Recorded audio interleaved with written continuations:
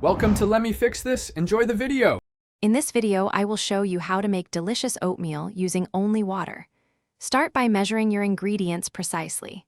For a single serving, you will need 1/2 cup of rolled oats and 1 cup of water. A small pinch of salt, about 1/8 of a teaspoon, is also essential to bring out the natural flavors of the oats. This simple combination forms the perfect base for a delicious and healthy breakfast.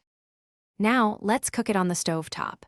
Pour the water, oats, and salt into a small saucepan. Bring this mixture to a gentle boil over medium-high heat. Once boiling, reduce the heat to low and let it simmer for about 5 to 7 minutes. Remember to stir occasionally to prevent sticking and ensure a creamy consistency. For a quicker option, the microwave works wonderfully. Combine your 1/2 cup of oats, 1 cup of water, and a pinch of salt in a large microwave-safe bowl.